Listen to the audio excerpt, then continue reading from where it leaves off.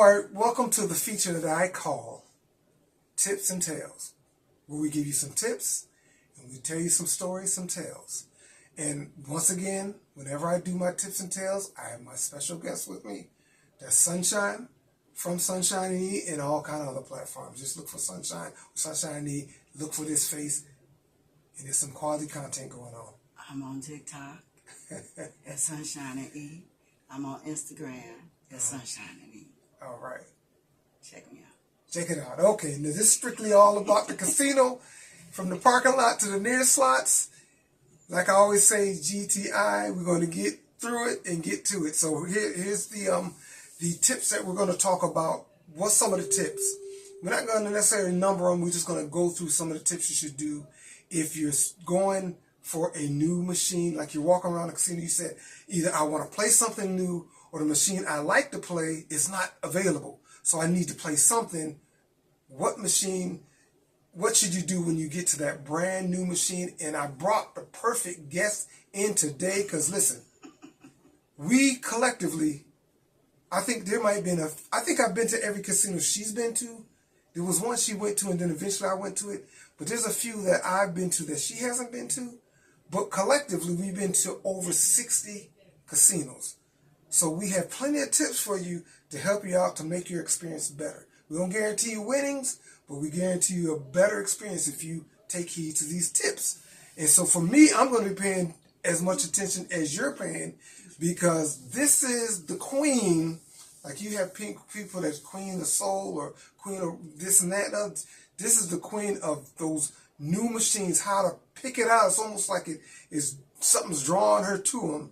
But what is your method when it comes to picking these new machines that you never played and having a high success rate at these new machines? I don't really think that I have any method in doing that. I just really don't. I did notice that I know with these new machines, a lot of people are drawn to those sparkling lights and stuff. Yeah. That is not always the case. Correct. That is not always the case. Some of those old dogs, some of those, you might want to check them out too. Because some of those are like, hey, come on over here because we can't, So, but for me, I don't know what it was. At one point in time, I used to just I think I found a dragon machine. I don't remember which one it was. I think it was just a regular dragon machine. And I played it, and I did really good.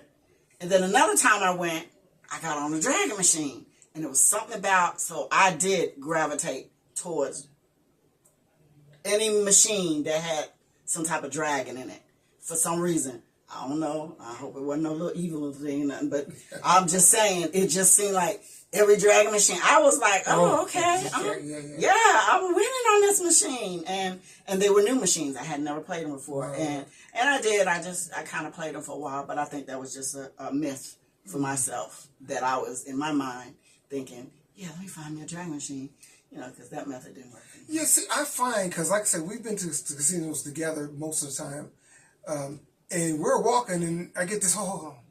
And she'll look at a machine and kind of like, hold on a second. She sit down and put a 20 in there, and a couple minutes later, she's cashing out maybe $100, maybe $75, but it seems like they'll always be up, and that's consistent. So she just has some kind of feel for those machines. For me, I don't really expand my horizon when it comes to machines. I need to, because sometimes you'll go to a casino and if your machine is not there, what are you going to do? What are you going to play? Now you're forced to play. Yeah. So what I find is the best way, what I would suggest, if you want to learn a new machine, the best way I find, and I need to heed to my own advice, is if you're staying at a casino overnight, you're sitting around, you can't really sleep, you go downstairs, it's not really a lot of people in the casino, you find a little game, take your time, go, there's always a little thing where you can hit and it tells you all about the game. What does it need to go in a free game? What does it need to, get a certain feature? And know what the jackpots, what do you need to have there? Do you have to play the max to get the jackpot? Those are some of the things. Then you take your time, you put something small in there and just play it in this learning game. That might end up being the game that you start playing. Another thing I would suggest is when you're looking, look for games that have several games, that same game in banks. Like you see 4 of them together. Then you might see another 4 of them over here. That means that becomes a popular game. It's usually those games are the ones that's going to be in most casinos. The ones that and they're kind of generating off of one another. Because I noticed that, like on Dragon Spin, if y'all know, I don't know, Dragon Spin kind of old now, but back then it was really, really popular.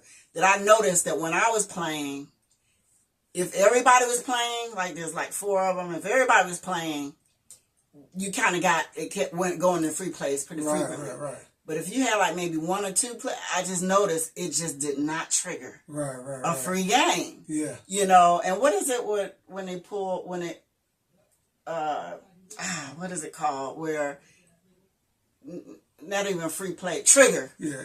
You know, when you want to find those games that trigger, like if you're in the free play or something, and you need 2 more, it re-triggers. Right. You want those because those kind of keep you in the game a lot of the time. You know, that's why you gotta look at the details of the game, because you want a game, especially if you want to play for a long period of time, even if you don't play a lot, is you want those games that have multiple features in the game, where they give you free games. You might win 10 free games.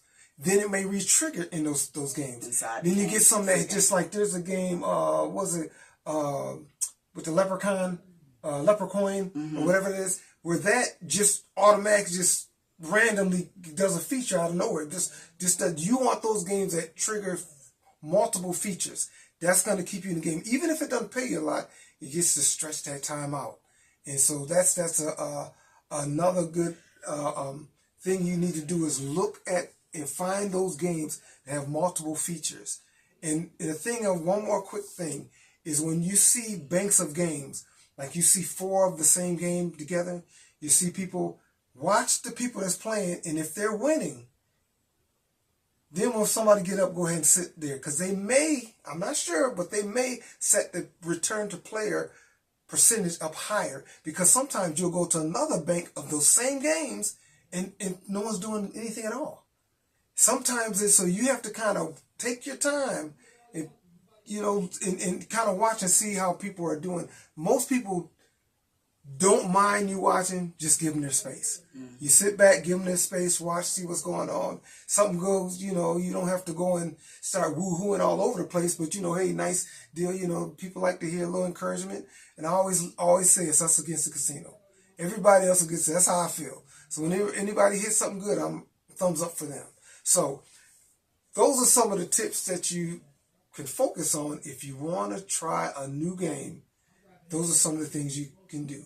So, like I always say, I'm trying to give you tips and strategies and some kind of luck from the parking lot to the nearest slot.